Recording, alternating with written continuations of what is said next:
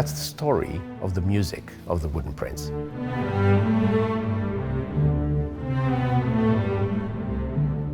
We are in the forest, we see a beautiful princess, and she is enjoying just the daily life.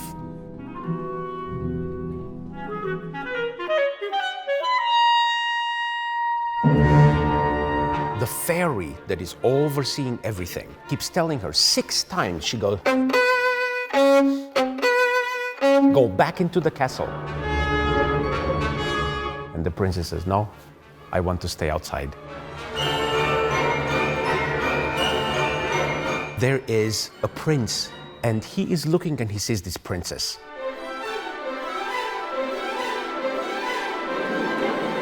The prince says, "I love her.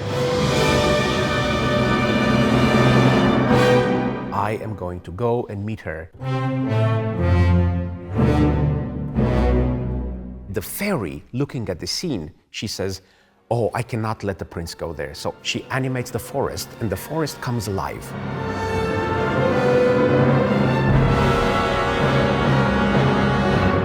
Just when he's about to reach the castle, the fairy says, "No, I can call upon the river and the water." So the water comes out.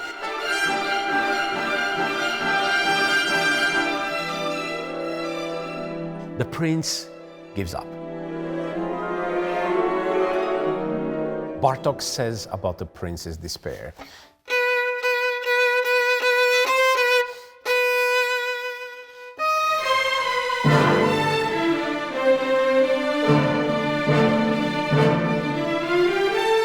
just as he is in despair, the prince says, "I have an idea. What if I find a way to bring the princess to me rather than me go to the princess?" So he takes a stick made out of wood, and he takes his coat, and he takes his clothes and puts them on the stick and starts to wave the stick.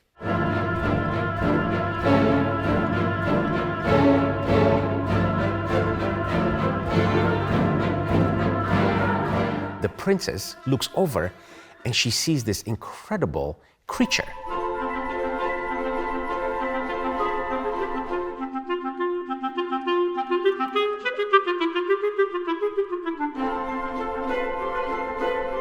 The fairy is looking at this whole thing and she's thinking, wow, this prince is not giving up. She said, "You know, I would like to have a little bit more fun with this prince."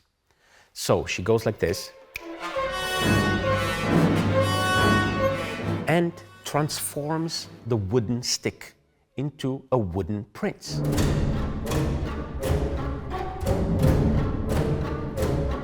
The princess starts to engage the wooden prince and they start to dance together.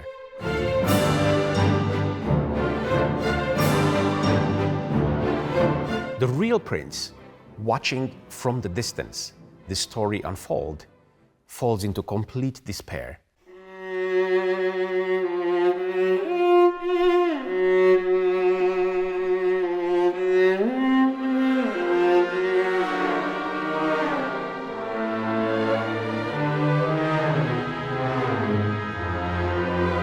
The fairy is looking over and she thinks, oh, maybe I've done too much.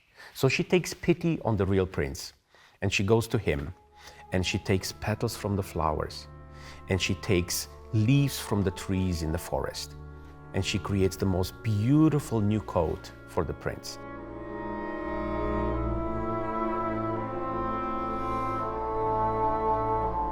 And then the music builds up beautifully into the point where she tells the prince, "You are the ruler of all things. You are the prince of the universe." At this point, the magic of the wooden prince is starting to wear off. And the princess is starting to notice, but she keeps trying to get him to dance.